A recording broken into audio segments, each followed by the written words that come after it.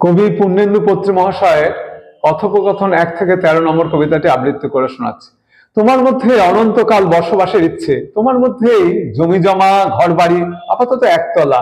হাসছো কেন? বলো হাসছো কেন? একতলা আমার এক বিন্দু পছন্দ নয়। সকাল সন্ধে চাঁদের সঙ্গে গল্প গুজব হবে, তেমন উঁচু না হলে আবার বাড়ি নাকি?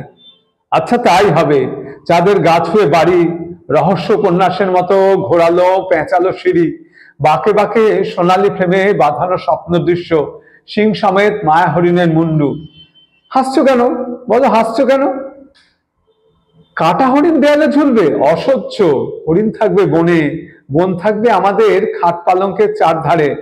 খাট পালঙ্কের নিচে ছোট্ট একটা পাহাড়, পাহাড়ের পেট চিরে ঝর্ণা।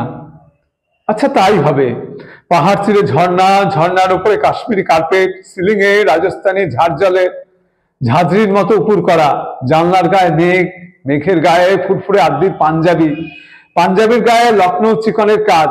হাসছো কেন? বলো হাসছো কেন? মেঘ রোজ রোজ পাঞ্জাবি পরবে কেন? একদিন পরবে বালুচরি শাড়ি কিংবা খাটাওয়ের পাতলা প্রিন্ট, মাথায় বাগান খোপা, খোপায় হীরের প্রজাপতি।